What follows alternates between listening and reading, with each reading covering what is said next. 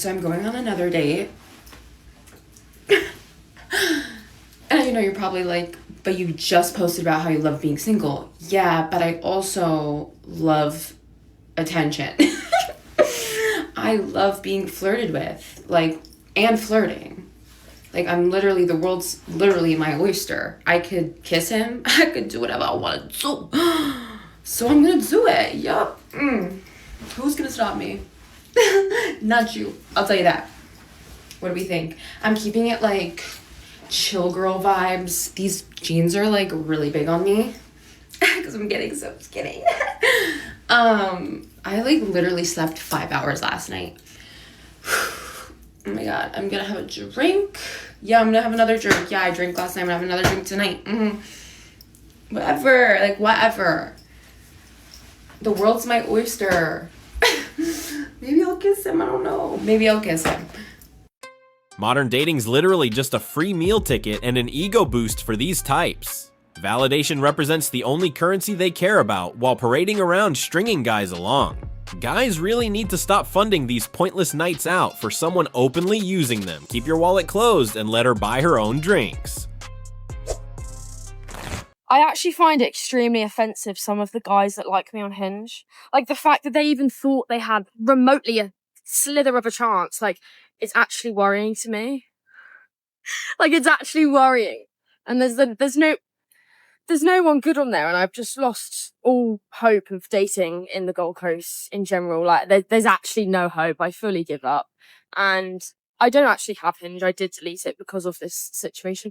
But I think my profile is out there, so if you see it, then I don't use it. I literally deleted the app. But yeah, I find that quite worrying.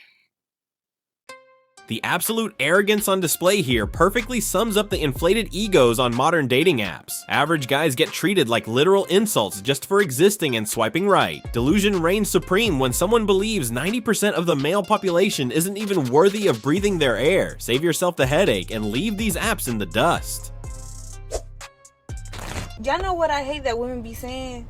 That they date down just because a nigga got money.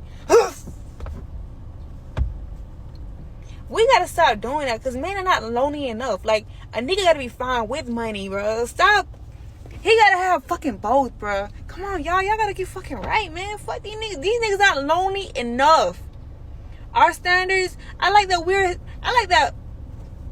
started like that, right? But it's time to pick it up a notch. A nigga gotta be fine with money, man. Fuck all that ugly and you got money. I don't want to hear none of that shit. I hate when women go for men that are ugly. He gotta be cute and got money, y'all. Please, come on, let's up it up a notch. All I see and hear is a loud mouth demanding a perfect man. He gotta be cute and got money. We'll try to check back in a few months if she gets what she thinks she deserves, or if she's going to post TikToks ranting about how no man is approaching her anymore. This video is for men who date women, or even if you don't fit into that category, I'd love you to watch just so I can hear your thoughts and feelings on this. I generally can't remember the last time a man actually complimented me on a date, which I think is quite a sad thing to say. And I feel like I don't catfish that much. Like, a lot of my pictures, I've got pictures with hardly any makeup on my profile. I've got pictures where I am more done up. And I purposely don't put my best ever photos on dating apps, so it's more realistic to me. But I was talking to my group chat last night, which has got males and females in it. The guys are part of the LGBTQ plus community, but anyway, I don't think that really matters. And we were talking about this, and I said, yeah, I can't remember the last time a man actually gave me a compliment on a date. And my friend's like, what the hell, you deserve better, that kind of thing. But I wonder if the reason why men don't give out compliments is, one, maybe I just don't look like my photos, but I think my photos are pretty realistic. I never use filters or anything. But I think, or maybe it's like nerves that guys don't give out compliments. Or I think thirdly, maybe men nowadays are scared of coming across creepy or like inappropriate. So I'm going to give some ideas for how to give compliments that aren't creepy and that girls actually appreciate. The confusion here perfectly illustrates the disconnect between modern expectations and the reality men face. Guys aren't giving out compliments anymore because saying the wrong thing lands you a harassment label instantly. Society spent years punishing men for simply expressing interest, and now the silence suddenly presents a massive problem. You can't actively demonize male attention and then cry when the well dries up completely. I just want to say as well, I have given compliments myself on dates. Obviously, I think dating should be a two-way thing, but yet I have noticed in the past year or so, it's always been me giving compliments, not the guys. Okay, some pretty fail-safe compliments I feel like are, your hair looks really good, you look beautiful today, that kind of thing. Again, very simple, not commenting on your body or anything inappropriate. But as one of my male friends pointed out, the difference between a creepy compliment and a genuine one is this, right? So you can say, you look lovely in that dress. Again, very genuine, it's personal to you. But I think if you say something like, oh, your body looks great in that dress, that is bordering on creepy, kind of sexual, kind of objectifying a woman. Because again, you're just sort of viewing their body, not the woman as a whole. But yeah, I wonder if anyone else who has been actively dating in the past year or so has experienced the same, where you don't really get compliments on dates. Or if you're a guy watching this, is there a reason why you don't give compliments? Is it because you generally don't find that person attractive in person? Or are you too nervous? Because I promise you, if you give a nice, genuine compliment, girls will appreciate it and it'll feel more like a date and not awkward.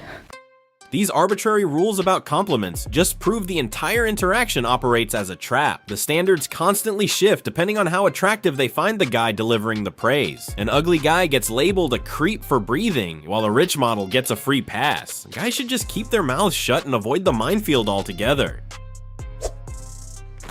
Something that I've noticed about so many men, I didn't say all, so immediately delete your paragraph and get out. They really only become gender abolitionists when it comes to something that they don't want to do.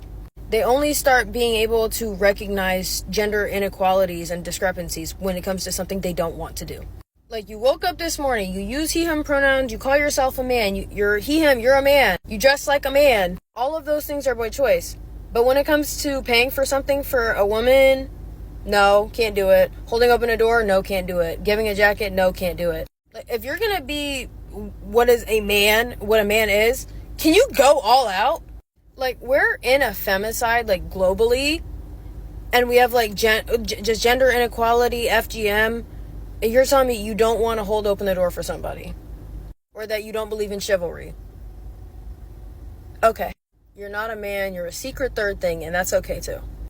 See how they try to manipulate everything? There's a reason why men don't want to pay for a woman, because they get abused for it. There's a reason why men stopped holding doors for a woman, because they get shouted at for thinking a woman needs help. There's a reason why men are reserving chivalry to the elderly and disabled people. Stop looking for rich niggas, okay? Look for a provider. Look for a lover. Look for shelter. Look for a man who loves you, who loves your children. Stop running after the money. Every time you run after a man with money, he's gonna run away from you onto the next woman. Find you a man that loves you and wants to provide for you and your kids, okay? That's the goal, a provider. But that's still being a gold digger. Just because the guy loves you and wants to provide for you doesn't mean you're not taking advantage of him. The goal always remains to extract resources while masking the greed behind a thin veil of traditionalism. And we came to the conclusion that a man cannot love you properly if his finances aren't in order. And no, this is not about being a gold digger. This is about capacity. When a man is stressed out about money, insecure about providing, or he's constantly in survival mode, his nervous system is in fight or flight. And sister, when a man is in survival mode, he cannot lead, protect, or pour into you emotionally. And instead, you end up feeling the tension. You feel him being irritable, the inconsistency, and you feel the resentment when you need support. And it's because deep down, he feels behind. And now hear me clear when I say this. When a man feels behind, love starts to feel like pressure rather than pleasure. I've learned that when a man is financially stable, he moves slower. He's more patient. He's more present with me. Not to mention, he's more generous with his time, his effort, and his affection. Love requires emotional safety. And for anybody, emotional safety is hard to offer when you're constantly worried about survival. And this isn't about how much money he got. It's really about how stable is he. And as a woman, you're allowed to desire a man who's ready. truly ready to give you what you need as a woman, not a man who's just interested in you. Love you, sister girl, and remember to stay classy, sassy, and a bit badassy. Bye. A man can't love you properly if his finances aren't in order. What an idiot. Listen to the ridiculous mental gymnastics used to justify straight up greed. They constantly try to dress up their obsession with money as some fake concern for a guy's nervous system. Any dude hitting a rough financial patch gets tossed aside because his struggles become a massive inconvenience to her lifestyle. You can't build a real relationship with someone who views a fat wallet as a prerequisite for loyalty. It's always as you should when a man is buying you nice things or providing for you, taking you on nice days, taking you on vacation. But when it comes to things that you can do for your man, it all of a sudden becomes, well, he's a grown-ass man and he can do it himself. Imagine if the roles were reversed and a man said to you, well, you're a grown-ass woman and you can do all these things that I do for you on your own. That would kind of take the love out of the relationship, right? Please marry a woman who says thank you instead of as you should. The lack of basic gratitude in modern relationships stems from a deeply rooted entitlement problem. That's because the man-hating trend has now become a culture, and it's only gonna get worse. We should be worried for our sons right now since they're the ones inheriting this hostile environment. Imagine the mess they'll have to endure in a few years if this toxic mindset remains unchecked. I split up with my fiance a week ago, and we've been together for 13 years, and we've got 2 kids together. So obviously this last week has been hard, it's been sad, it's been scary, it's been just everything. I can't even describe how it's felt. I've been in full on fight or flight for the whole week. Barely slept, barely ate, like it's been awful. And obviously during this week I've been having moments of doubt, like am I doing the right thing? What am I doing? I'm blowing up my whole life, blah, blah, blah. And I've had a lot of comments from people that are saying, you're gonna regret it, the grass ain't always greener, you don't know what you had till it's gone. And then something I realised, I can't say all, most of those comments are from men. And the women are saying, you're going to be so much happier, you know yourself, you know what you want, trust your gut. I did it and I was so much happier. I don't think there's really been many from women saying I'm going to regret it. What a coincidence. The absolute destruction of a 13-year relationship just to chase a delusional fantasy represents a catastrophic mistake. It's like saying it's okay to ruin my family because other divorced women says so. Misery loves company, and single friends will always cheer on a divorce to validate their own lonely choices. The harsh reality of hitting the wall with 2 kids will definitely crash down soon enough. You're male-centered, focus on your friends, focus on hobbies. I have friends, I have hobbies. I have so much love in my life, but you know what I don't have? An outlet to be evil. Dating is for me to be evil. I can't be evil to my friends and to my families. I need to be evil to these disgusting, sexy men. Here's a list of all of the questions that I'm going to be asking my future partner before I get into a relationship with them. Number 1, what is your stance on abortion? Number 2, what is your relationship with your mom like? Number 3, do you watch porn? What kind of porn do you watch? Would you consider quitting for me? Number 4, have you ever had an authentically racist thought? Number 5, when is the last time that you cried and why? Number 6, did you vote? Who did you vote for? Number 7, do you have any friends that are in frats? Number 8, what would you do if I just started clawing my skin off in front of you? Would you comfort me? Would you still call me pretty? Would you still like me? Number 9, tell me about your worst first date story. Number 10, do you pee standing up or sitting down? Number 11, do you have any allegations? Be honest. Tell me. Number 12, are you going to put any effort into my birthday? Because that is a holiday, and it should be celebrated. And you shouldn't be waiting until last minute. Number 13, be honest, are you going to remember our anniversary, or is it going to be up to me to plan everything every single time? Number 14, how good is your hygiene? Please tell me that you have some form of routine, even a little bit.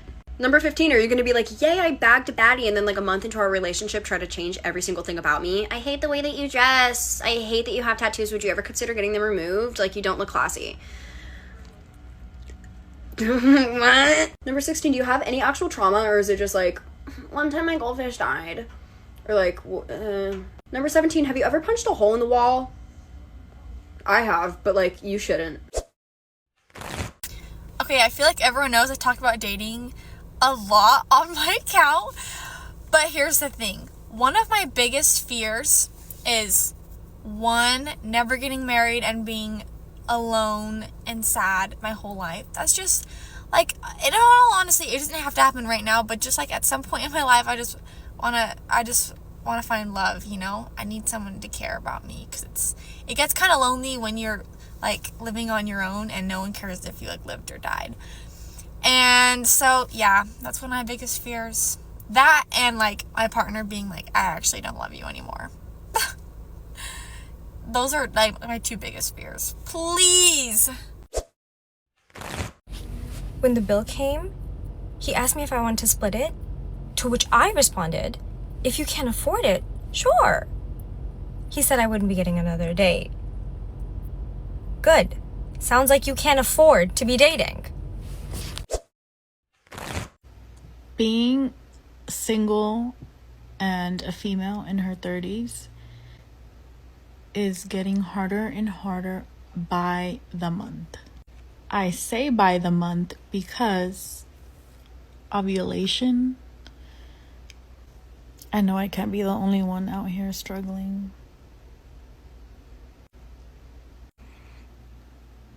What is a girl who just wants to find her husband, but also doesn't want to go outside? What is she supposed to do? And if y'all say go outside, I'm gonna punch you through this phone because I just said I don't want to go outside. You see what I mean? Now I'm acting out of character. If you're my husband and you're watching this and you're not here right now to fix this and fix whatever else I may need fixed around the house, you're really getting on my nerves right now. You won't like me when I'm... Never mind. Let me get off this app. Bye, y'all.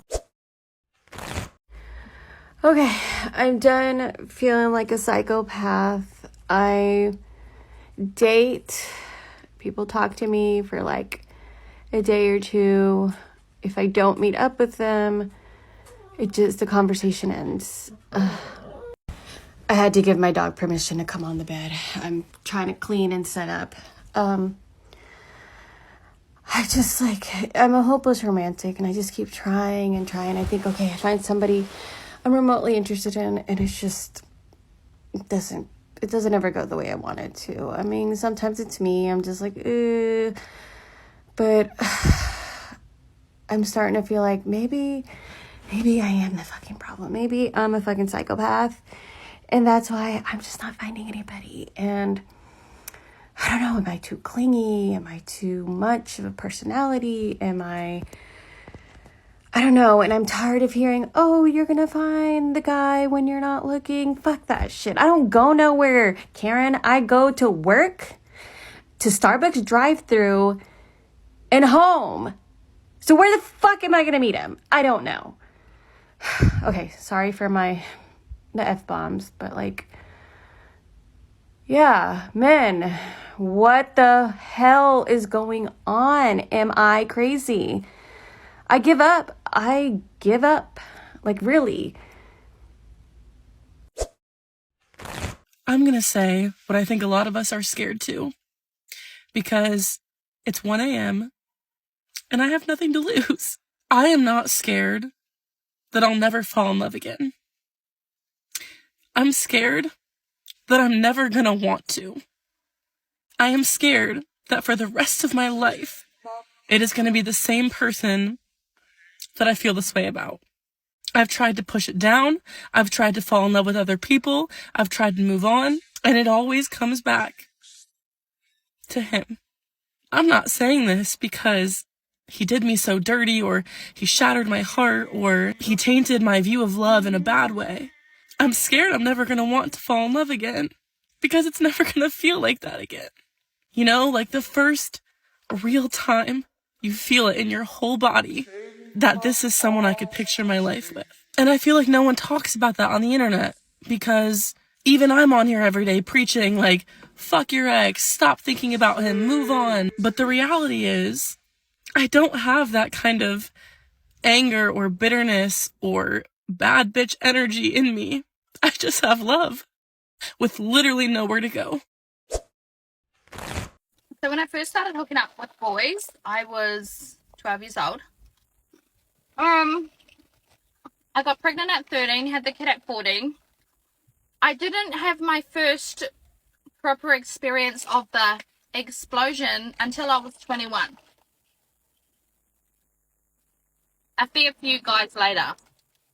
That's what I was looking for.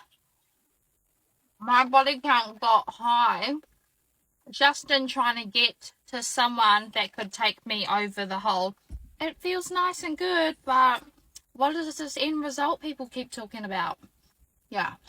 And it was with this old guy, like, dude, bro. And he was begging me to go down south, and I was like, I've never really liked that. It feels like a puppy dog licking my face. Because, like, some people were so shit at it. It literally was just like an animal just smothering over you. But anyway, I'm glad that old guy did. I forgot his name. Jack?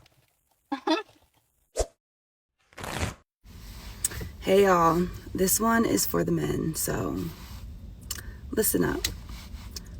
Not every woman wants to drain you. Some of us appreciate you. We see your efforts that you're putting in each and every day. We love you. We respect you. Okay? Everything you're doing for a bigger purpose right now, it does not go unseen. I know there's been a lot on your shoulders lately. I know that you have people pulling and tugging at you from left and right who need you, who demand your time and your energy right now when you barely have enough for yourself. I know. I just want you to know that you're good. You're okay. Everything is going to be okay. I just want you to know that you are respected here, you are loved here, and that you're doing a pretty damn good job.